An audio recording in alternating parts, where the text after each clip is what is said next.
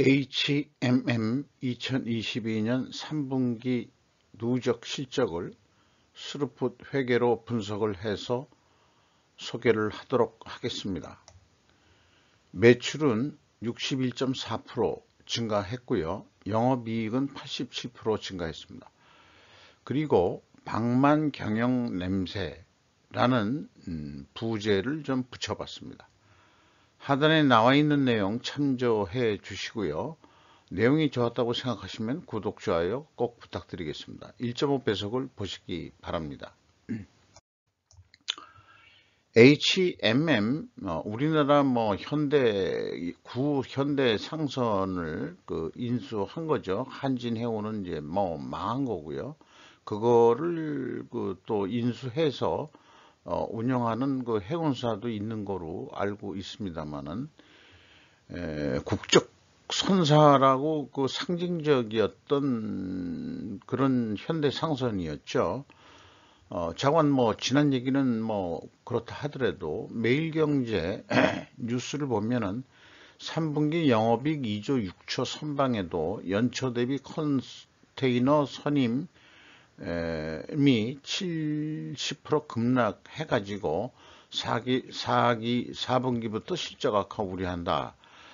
이런 뉴스 기사가 나왔네요. 그리고 해운업 악화에 HMM 매각 전기 놓쳤나라는 것은 매경 10월 26일자 뉴스에 나왔습니다. 국내에 들어와 있는 노무라 증권 얘기 같은데 HMM 내년 영업손실 우려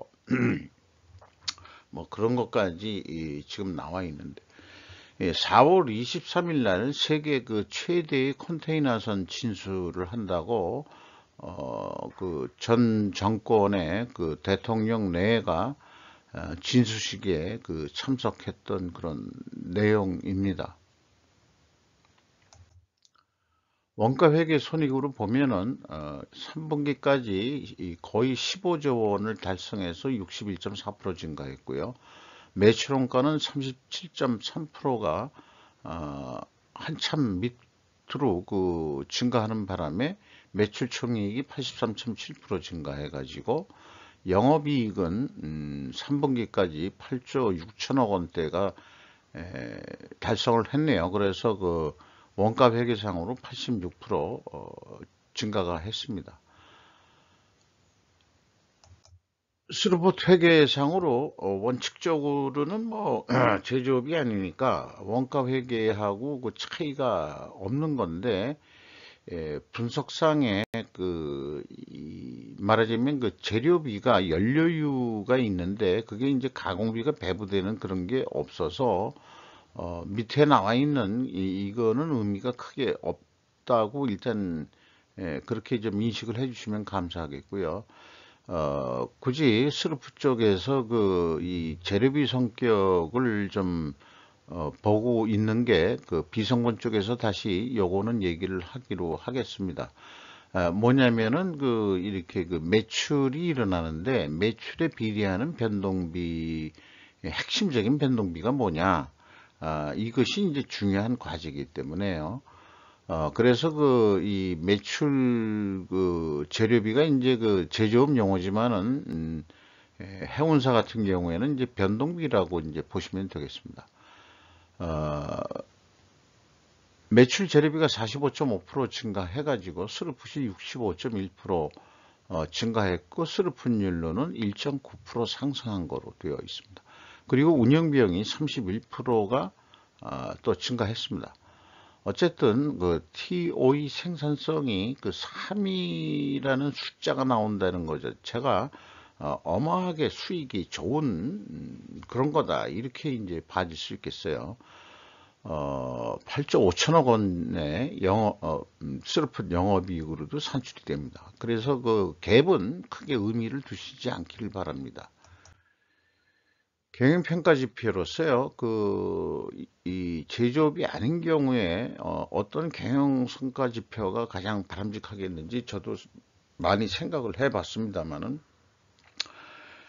자기 자신이 가지고 있는 유형자산, 유형자산에 건물도 있고 그러겠지만 대부분 해운사 선박이라고 보고 그 다음에 이제 사용권 자산은 대부분 이 선박이나 그 부대 설비 이런 걸 겁니다.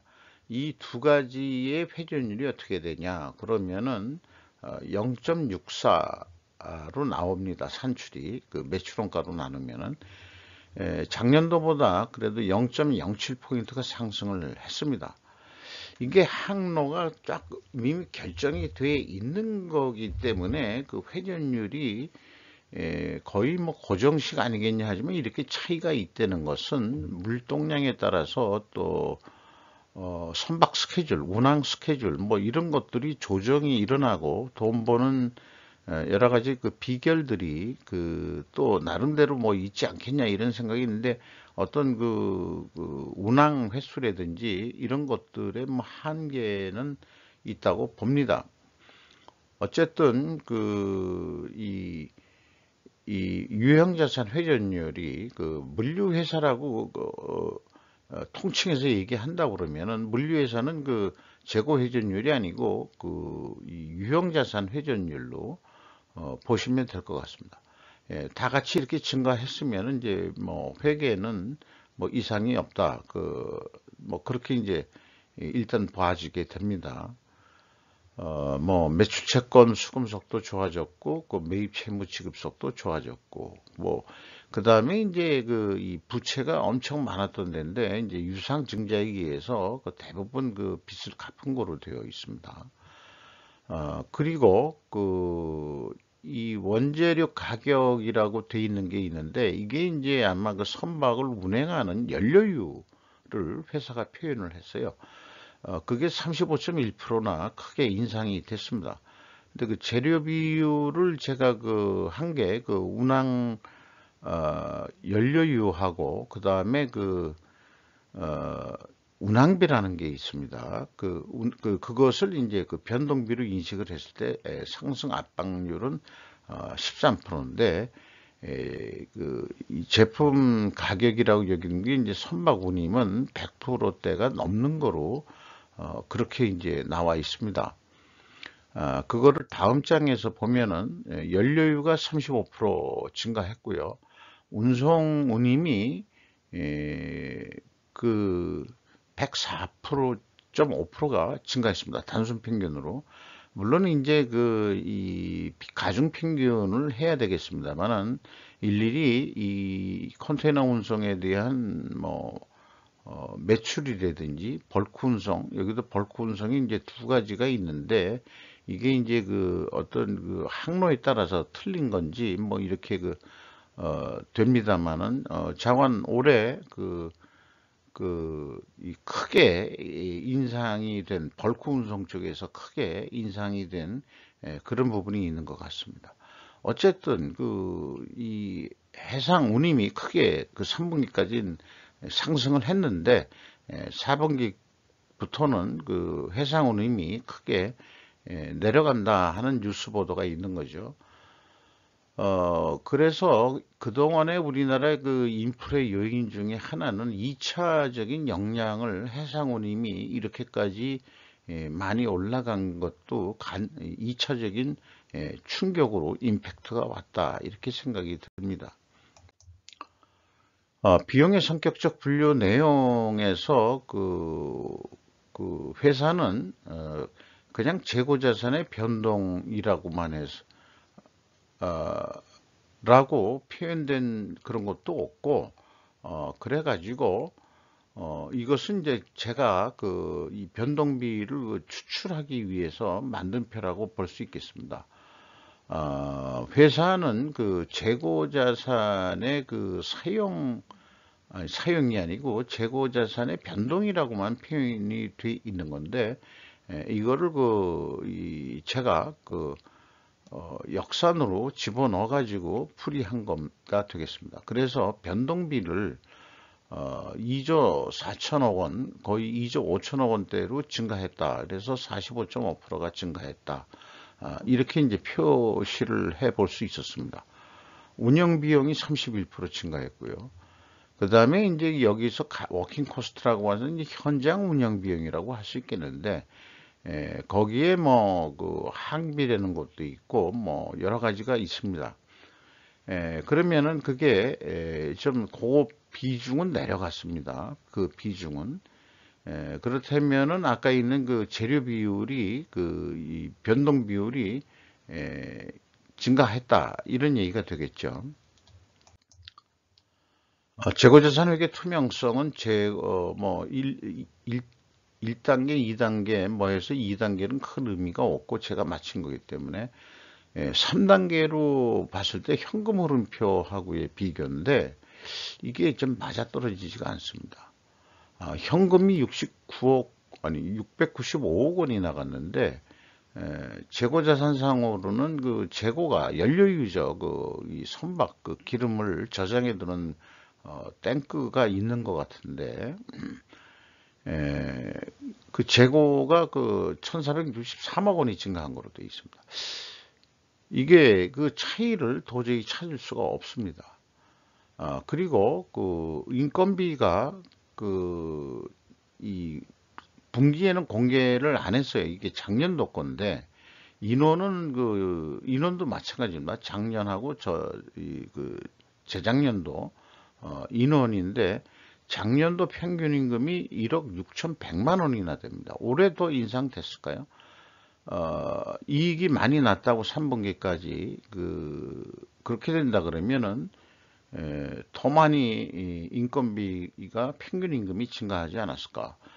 그리고 2021년도에 녹아났다고 해가지고 이렇게 급격히 보너스 아마 그 법목보다도 보너스를 줘가지고 연평균 임금이 1억 6,100만 원 나왔는데 국내 굴지의 대기업인 삼성전자보다도 돈을 이렇게 많이 주면서 과연 적자를 헤매다가 오래간만에 그 국제 이 선임이 인상이 됐다고 뭐 우크라이나 전쟁 등등 이유로 해가지고 또 그다음에 휘발유가 인상이라든지 뭐 그런 전문 선박 연료유가 뭘로 쓰고 있는지는 모르겠습니다만은 이런 것들이 과연 바람직한 이 비용의 정책이었는지 좀 의심스럽습니다. 이런 거 하나만 가지고도 저는 방만경영이라는 표현을 좀 해보고 싶습니다.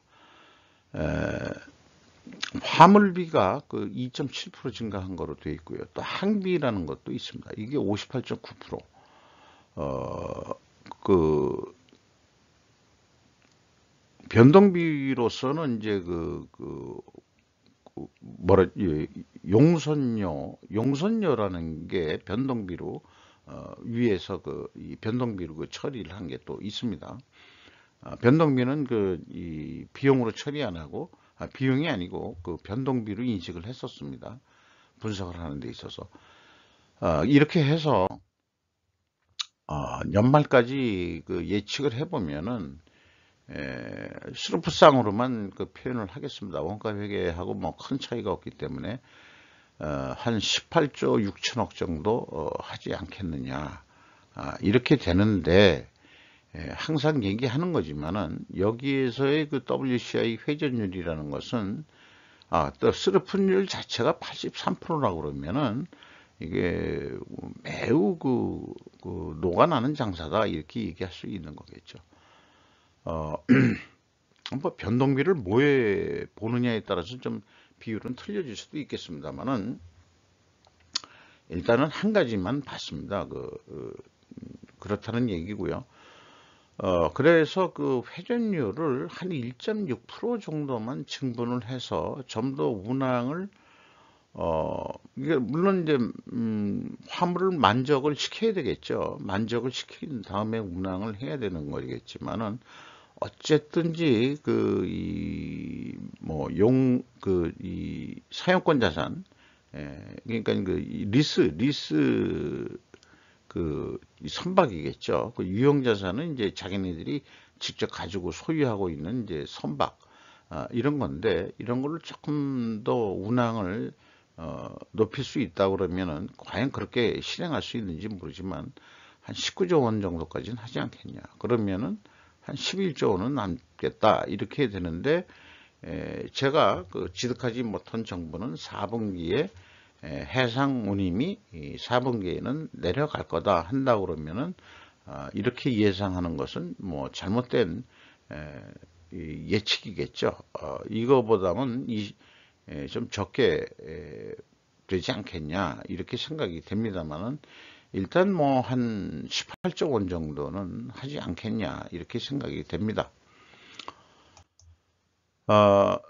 주가는 그 6,400원이 그 하락을 해가지고 그 장부 가격 대비 이게 그 작년 2021년도 말에 128%나 대우가 됐는데 46%뿐이 안 됩니다. 이게 장부 가격이 왜 이렇게 급격히 떨어졌냐 그러면 이제 그 유상증자에 의해서 그 이 주당 단가가 2만 원대가 4만 4천 원대로 그렇게 되기 때문에 이 장부 가격 대비 46%로 떨어진 것으로 이렇게 그 됩니다.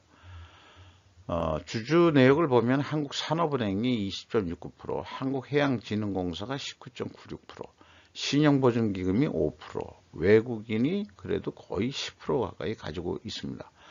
이 HMM을 그 매각을 산업은행이 뭐 언제까지 끌고 있을 수는 없고요. 산업은행이 그 최대 지주로 있고 망하려는 회사들을 다 그 산업은행이 이렇게 그 살려 가지고 어떻게 해서든지 민간 누구 매각을 좀 해야 그 산업은행의 존재 가치가 있는 건데 HMM을 인수할 수 있는 그런 한국의 그 기업이 어디 있을까? 무척 우려됩니다.